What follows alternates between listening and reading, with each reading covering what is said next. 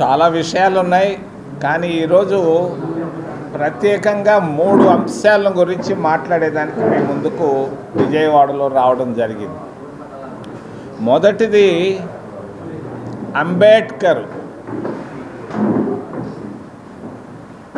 రెండవది ఈ 75 సంవత్సరాల్లో స్వతంత్రం వచ్చిన తర్వాత ఎప్పుడూ జరగనటువంటి 500 కోట్ల అవినీతి. నేను వినలేదు, 500 కోట్ల అవినీతి. మూడవది మాదిగా వర్గీకరణ. నేను నిన్న ఢిల్లీలో ఉన్నాను. గత 40 సంవత్సరాలుగా నాకు అలవాటు అంబేద్కర్ డే రోజు పార్లమెంట్లో అంబేద్కర్ విగ్రహానికి పువ్వులు పెట్టడం నాకు అలవాటు. కారణం, అంబేద్కర్ భార్య నన్ను రాజకీయాల్లోకి తీసుకొని వచ్చింది 1984లో. దాదాపు 40 సంవత్సరాలు పూర్తి అయిపోయాయి.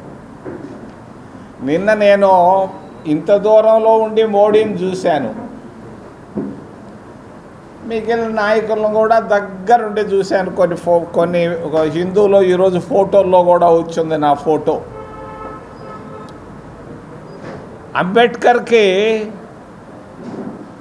నిన్న ఒక ఆయన నిలబడి పూజ చేస్తున్నాడు. పూజ వెంకటేశ్వర్ల స్వామి దగ్గర పోతే పూజ చేస్తుంటే నేను చూశాను. నిన్న ఒక మోడీ గారు అంబేద్కర్ కాళ్ళు పట్టుకొని పూజ చేయడం నేను చూశాను, పువ్వులు పెట్టడం చూశాను, మిగిలిన నాయకుల్ని చూశాను. అంబేద్కరు ఒకప్పుడు 10 అడుగులు 20 అడుగులు ఎత్తుండే అంబేద్కరు ఈరోజు 125 అడుగులకి లేచి పైకి ఎదిగిపోయాడు. మరి ఈరోజు ఒక పేపర్ చూశాను, మొత్తం అంబేద్కరే. నేను నవ్వుకున్నాను. ఏంటి అంబేద్కరు ఇంత గొప్పగా రావడానికి కారణం 2.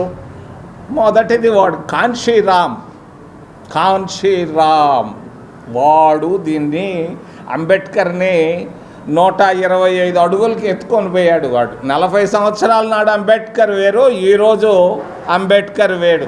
మహాత్మా గాంధీ గారు చాలా మంది చెప్తారు, నిన్న చెప్పాడు చండీగఢ్లో మోడీ భారత రాజ్యాంగాన్ని నలిపేశారు, కుదిచ్చేశారు అని చెప్పి మోడీ చండీగఢ్లో ఉపన్యాసం ఇచ్చాడు.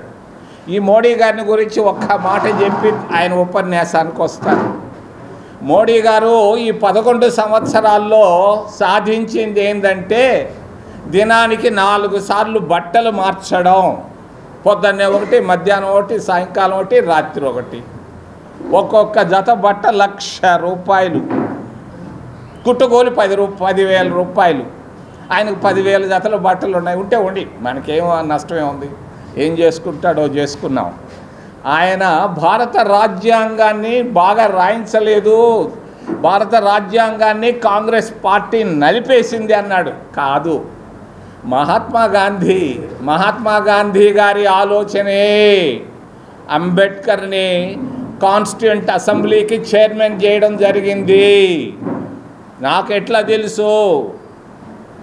జవహర్లాల్ నెహ్రూ గారు చెప్పారు అంబేద్కర్ గారి సతీమణికి. భారత రాజ్యాంగాన్ని రాసేటప్పుడు ఎవ్వరూ ఫ్రీడమ్ ఇవ్వలేదు అంబేద్కర్కి. ప్రతి ఒక్కరూ వెనక్కి లాగారు, అది వద్దు ఇది వద్దని. కానీ దానికి విసిగిపోయాడు అంబేద్కర్. 2 సార్లు రాజీనామాను పంపించాడు ఆ రోజు ప్రధానమంత్రి పండిట్ జవహర్లాల్ నెహ్రూ గారికి.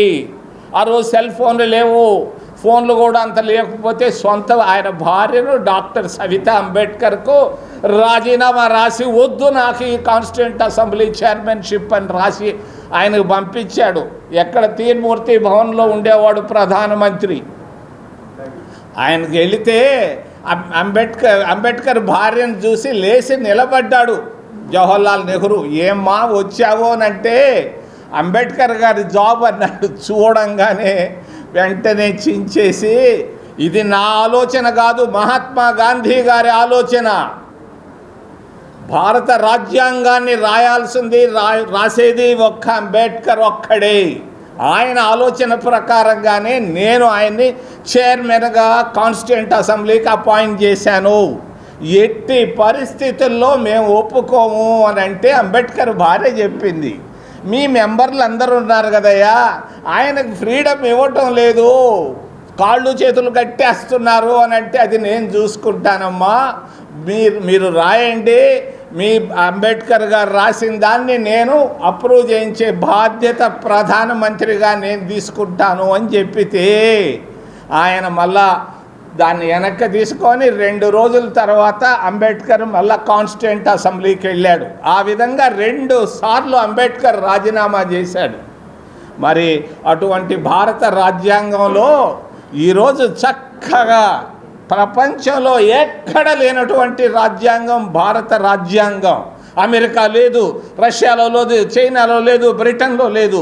అంత గొప్ప రాజ్యాంగాన్ని రాసినటువంటి మేధావి డాక్టర్ బిఆర్ అంబేద్కర్.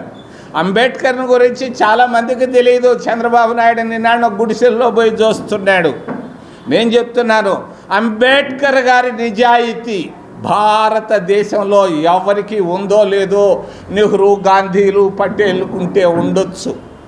మరి అంబేద్కర్ గారి నిజాయితీ నేను ఒక్కటి చెప్తున్నాను. చనిపోయే 6 నెలలకు ముందు అంబేద్కర్ ఒక మాట అడిగాడు ఆయన భార్యని, నేను చనిపోయిన తర్వాత నాకు ఒక చిన్న మరి ప్రామిస్ చేయి కబీర్ అని అడిగాడు. కబీర్ ఆమె పేరు, సవితా కబీర్. ఏంది అని అడిగితే, నేను చనిపోయిన తర్వాత నువ్వు ఎక్కడికి వెళ్ళి తల దించను చేయి దించనని ప్రామిస్ చేయమని అడిగాడు అంబేద్కర్. ఆ భార్య ఒప్పుకుంది, ప్రామిస్ చేసింది, నేనెక్కడికి పోను, ఎవడి దగ్గర దేనికి తలదించను చేయి దించను డబ్బు కొరకని చెప్పి తర్వాత 6 నెలలకు అంబేద్కర్ గారు చనిపోయారు. మరి అది నాకు తెలియదు. అది నేను అంబేద్కర్ గారి భార్యకు నేను మంత్రి అయిన తర్వాత 1991 జూన్ 23వ తారీఖున అప్పటి ప్రధానమంత్రి పివి నరసింహారావు గారికి జాబ్ రాశారు. అయ్యా, అంబేద్కర్ భార్య ఒక అంగన్వాడీకి సొంత ఇల్లు లేదు, అంగన్వాడీ కేంద్రంలో ఉంది, ఆమెకి కారు లేదు, మరి బొంబాయి సిటీ బస్సుల్లో తిరుగుతూ ఉంది, చేతిలో పైసలు లేవు తినేదానికి అని అంటే ఆయన ఫోన్ చేసి పిలిపించి అడిగాడు, ఏమ్మా ఇది నిజమా అని అంటే, నీకు ఎవరు చెప్పారని అంటే నేను రాసిన నోటు చూపించాడు పివి నరసింహారావు డాక్టర్ బిఆర్ అంబేద్కర్ గారి భార్యకి. చూపిస్తే ఆమె లేచి టకటక అని అలిగి వచ్చి నన్ను చూచి తిట్టింది. ఆమె ఎవరు రాయమన్నారు ఈ జాబ్ అంటే, నేను వాస్తవం కదా రాశాను అని అంటే, నేను అంబేద్కర్ గారికి ఇచ్చాను ప్రామిస్, ఎక్కడ చేయి దించను తల దించను. లాల్ బహదూర్ శాస్త్రి భార్య ఉంది కదా, ఆమె తీసుకున్నది నువ్వెందుకు తీసుకో అంటే, శాస్త్రి వేరు అంబేద్కర్ వేరు. అంబేద్కర్ గారి నిజాయితీ ఎవరికీ లేదు. అంబేద్కర్ గారి నిజాయితీ మేధస్సు వల్ల మరి ఈరోజు అంబేద్కర్ అందరూ పూజలు చేస్తున్నారు. వెంకటేశ్వర స్వామి పూజ చేసినట్టు నిన్న మోడీ అను ఇంకొక పేర్లు చెప్పని వాళ్ళు పూజలు చేస్తుంటే నేను నవ్వుకుంటా ఉండారు పార్లమెంట్ భవన్లో. ఇది మార్పు. అంబేద్కర్ గారు రాసినటువంటి రాజ్యాంగం ప్రపంచంలోనే ఎక్కడ లేనటువంటి రాజ్యాంగం. అటువంటి ఆయనకు నేను ఘనమైన నివాళులు ఈరోజు విజయవాడ నుంచి తెలియజేస్తూ, రెండో విషయం భయంకరమైనటువంటి విషయం, ఎవరు తెలియనటువంటి విషయం, విననటువంటి విషయం, 500 కోట్ల అవినీతి. 1 కోటి రూపాయలు కాదు, 200 కోట్ల రూపాయలు కాదు, 500 కోట్ల రూపాయలు డబ్బు. మరి ఢిల్లీలో ఒక హైకోర్టు జడ్జి ఇంట్లో పట్టుబడ్డది. 500 కోట్ల రూపాయల నోట్లు. ఎందుకు ఎవరు రాయటం లేదేవి? మీడియా చచ్చిపోయిందా? అవసరం లేదా? వాడు ఎవడో పేదోడు ఆర్టీసీ కండక్టర్ ఏదన్నా తీసుకుంటే 100 రూపాయలు తీసుకుంటే ఇంత పెద్ద అక్షరాల్లో రాస్తారే మీడియా సోదరులారా, ఓ మీడియా, ఓ మ్యాగ్నెట్లు రారా. ఒక ఆమె చిత్రా సుబ్రహ్మణ్యం అని ఆ రోజుల్లో జెనీవా నుంచి జాబులు రాసేది. 1987-88లో మునిగిపోయింది ప్రపంచం అని ఇష్యూ మీ అందరికీ తెలుసు. ఈరోజు 500 కోట్ల రూపాయలు భారతదేశ రాజధానిలో మరి నడిబొడ్డులో 500 కోట్ల రూపాయలు దొరికింది. ఇది ఏమి ఎవడు రాయడే, మర్చిపోయాడే? ఎవరి వైఫల్యం ఇది? ఎవరి వైఫల్యం ఇది? కేంద్ర ప్రభుత్వ వైఫల్యం. వాళ్ళకి తెలుసు ఎవరు డబ్బు ఇచ్చారు, ఎప్పుడు ఇచ్చారు, ఎంతెంత ఇచ్చారని తెలుసు. ఒక జడ్జి ఇంట్లోకి వాటర్ బాటిల్ తీసుకోపోవాలంటే పోలీస్ సెక్యూరిటీ స్క్రీనింగ్లు ఉంటాయి. ఈడ ఎందుకు లేదు? ఎవరు చేర్చారు 500 కోట్ల రూపాయలు జడ్జి గారింటికి? అది ఎలా బయటపడ్డది మీ అందరికీ తెలియని రహస్యాన్ని నేను చెప్తాను. వాళ్ళ ఇంట్లో జడ్జి గారు యశ్వంత్ వర్మ ఆయన పేరు. ఆయన కులం కాయస్తు. ఆయన అలహాబాదు, బాగా డబ్బున్నాడు. ఆయనకి ఏమి ఇబ్బంది లేదు. ఆ డబ్బు ఒక మాజీ చీఫ్ జస్టిస్ ఆఫ్ ఇండియాది అని చెప్పుకుంటున్నారు. అడ్వకేట్లే కాదు, సుప్రీంకోర్టులో ఉన్నటువంటి జడ్జీలు కూడా చెప్పుకుంటున్నారు. ఒక రిటైర్డ్ చీఫ్ జస్టిస్ ఆఫ్ ఇండియాది ఆ డబ్బు అని చెప్తున్నారు. మరి ఎట్లా బయటకు వచ్చింది అది? ఇంట్లో పెట్టుకున్న డబ్బు. వాళ్ళ ఇంట్లో పనిచేసే పిల్లోడు ఒకడు ఉన్నాడు. వాడు కర్మ ఇట్టా ఉంటుంది. మరి హోలీ పండగ వచ్చింది. పండగకు ముందు అమ్మా పండగ రేపు ఎల్లుండి నాకు ఒక 1000-2000 ఇవ్వండి, ఇచ్చిపోండి అని అడిగాడు. ఎవరిని? ఆ జడ్జి గారి భార్యని అడిగింది. వర్కరు, ఆ ఇంట్లో వర్కరు. లేడంది డబ్బులు ఇవ్వను అన్నది భార్య. మరి సరే, వాళ్ళు అక్కడి నుంచి పండక్కి హోలీకి అలహాబాద్కి భార్యాభర్తలు యశ్వంత్ వర్మ ఆయన భార్య ఇద్దరు కలిసి అలహాబాద్కు పోయారు వాళ్ళ సొంత ఊర్లో పండగ చేసుకునేదానికి. ఈడకు కడుపు మండింది.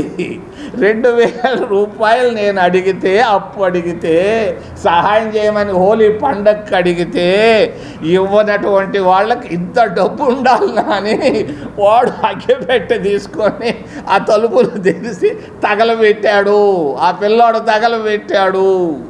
అది షార్ట్ సర్క్యూట్ కాదు, అబద్ధాలు ఇవన్నీ.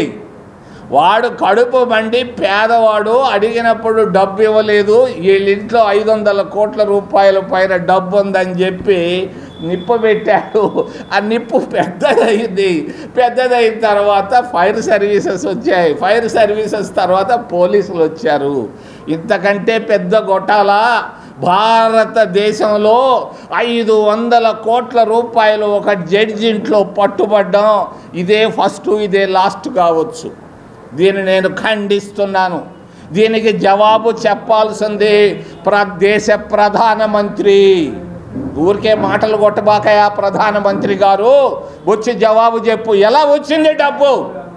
ఎవరిచ్చారు డబ్బు? ఏ తేదీల్లో ఇచ్చారు? ఎందుకు ఇచ్చారు? ఈ డబ్బు ఎవరిది? చెప్పాల్సిన బాధ్యత భారతదేశ 140 కోట్ల మంది ప్రజలకు ఉంది. చెప్పాల్సిన బాధ్యత.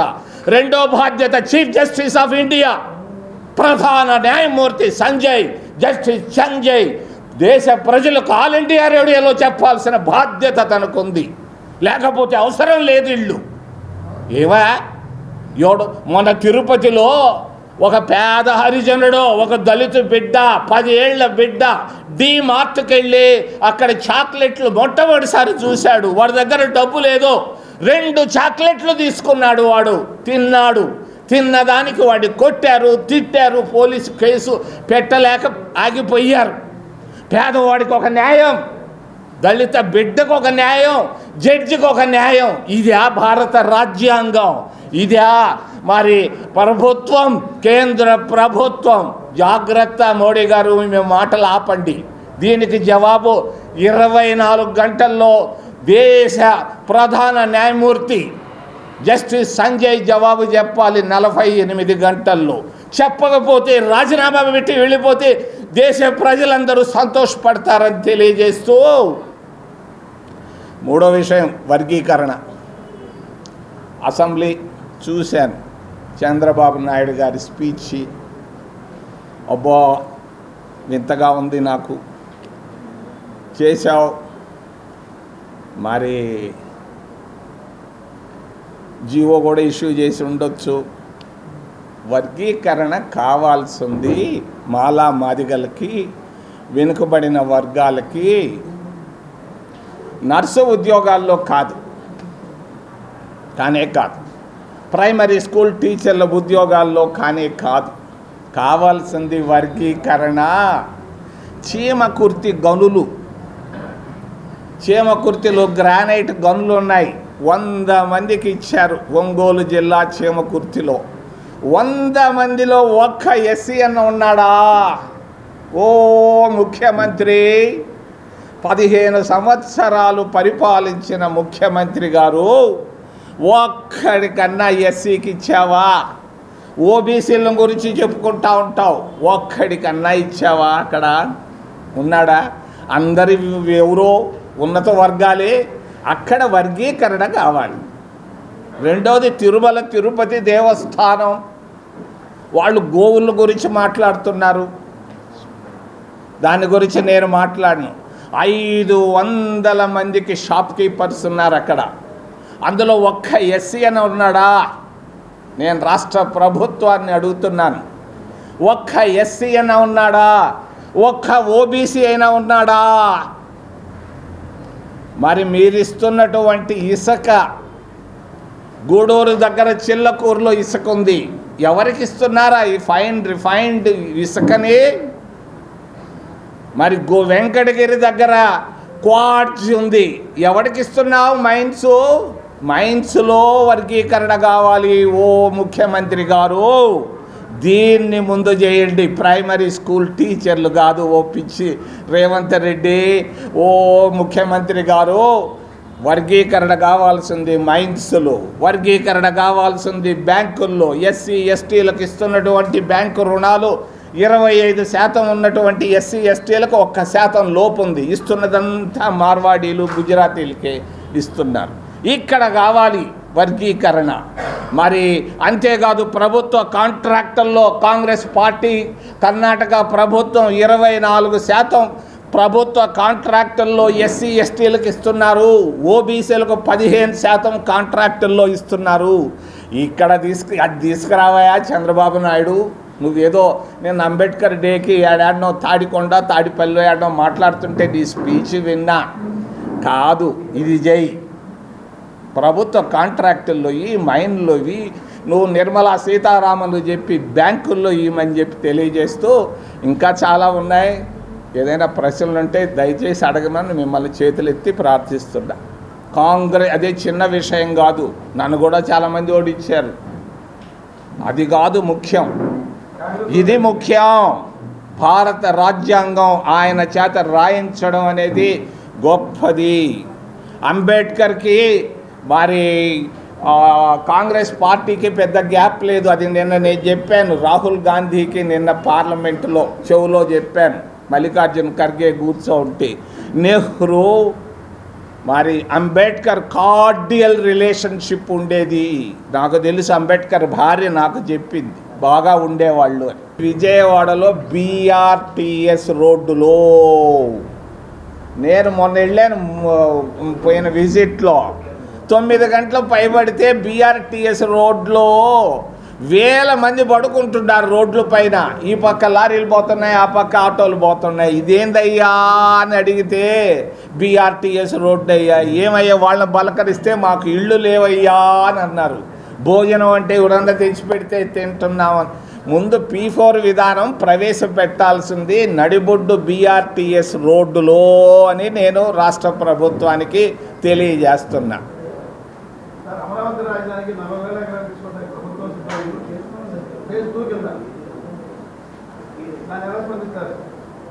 అయ్యా ఇచ్చేవాళ్ళు ఉంటే తీసుకునేదానికి ప్రభుత్వం రెడీగా ఉన్నట్టుంది. ఒక ఆయన 150 ఎకరాలు ఇచ్చాడు.